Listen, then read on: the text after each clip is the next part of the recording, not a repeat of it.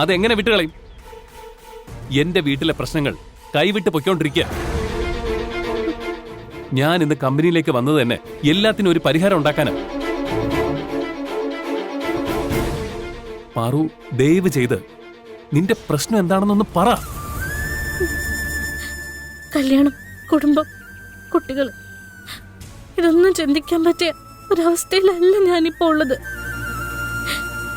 എന്റെ ചേച്ചിയുടെ കല്യാണം നടത്തണം, എന്റെ വീട് തിരിച്ചെടുക്കണം, ചേട്ടനെ ഏട്ടത്തിയമ്മയും ഞങ്ങളുടെ കുടുംബത്തിന്റെ ഭാഗമാക്കണം. ഇതൊക്കെ എന്റെ മനസ്സിലിപ്പോ ഉള്ളത്. നമ്മൾ കല്യാണം കഴിക്കുന്നുണ്ട് നീ ഈ പറഞ്ഞ കാര്യങ്ങളിൽ ഏതെങ്കിലും ഒരെണ്ണം നടക്കാതിരിക്കുമെന്ന് നിനക്ക് തോന്നുന്നുണ്ടോ? നീ ആഗ്രഹിച്ചതെല്ലാം ഞാൻ നടത്തി കാണിച്ചു തരാം. ഇത്രയും കാലം നിനക്കെല്ലാത്തിനും താങ്ങായിട്ട് ഞാൻ നിന്നതല്ലേ? കല്യാണം കഴിച്ചതുകൊണ്ട് അതിലെന്താ മാറാൻ പോകുന്നത്? എല്ലാം മാറും. കല്യാണം കഴിഞ്ഞ എന്റെ കുടുംബത്തിന് വേണ്ടി എന്തെങ്കിലും ചെയ്യണമെങ്കിൽ ഞാൻ പലരുടെ അനുവാദം ചോദിക്കേണ്ടി വരും. അത് ശരിയാവില്ല. നിനക്ക് എന്നെ അത്ര പോലും വിശ്വാസമില്ലേ?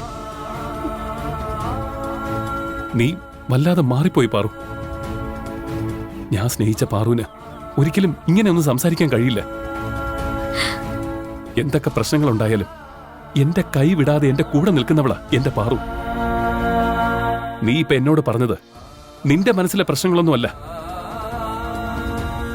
ഈ കല്യാണത്തിൽ നിന്ന് പിന്മാറാൻ നീ ഉണ്ടാക്കിയ ഒഴിവുകൾ മാത്രമാ. നീ തെറ്റായ തീരുമാനം എടുക്കുന്നത്. ഇനിയും നീ സത്യം എന്താണെന്ന് എന്നോട് തുറന്നു പറഞ്ഞില്ലെങ്കിൽ അത് നമ്മുടെ പ്രണയത്തെ തകർക്കും. നമ്മുടെ വിധി ഇതാണെങ്കിൽ നമുക്കൊന്നും ചെയ്യാൻ പറ്റില്ല. ഇത് വിധിയല്ല, നീ എന്നോട് ചെയ്യുന്ന ചതിയോ. ഇതുവരെ ഞങ്ങളോട് പിണങ്ങി നാട്ടിലായിരുന്ന തുളസി ഇപ്പോ എന്റെ വീട്ടിലെത്തി.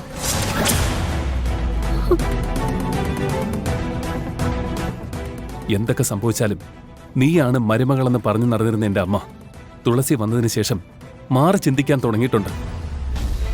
അമ്മ അങ്ങനെ ചിന്തിക്കാൻ കാരണക്കാരി നീയോ? നീ നിന്റെ കുടുംബമാണ് വലുതെന്ന് പറഞ്ഞ് വാശി പിടിക്കുന്ന പോലെ തന്നെ എന്റെ അമ്മയും മകനാണ് വലുതെന്ന് പറഞ്ഞ് വാശി പിടിക്കുക. 3 മാസത്തിനുള്ളിൽ എന്റെ കല്യാണം നടത്താൻ ദൈവം കാണിച്ചു തന്ന വഴിയായിട്ടാ തുളസി ഇപ്പൊ അമ്മ കാണുന്നത്.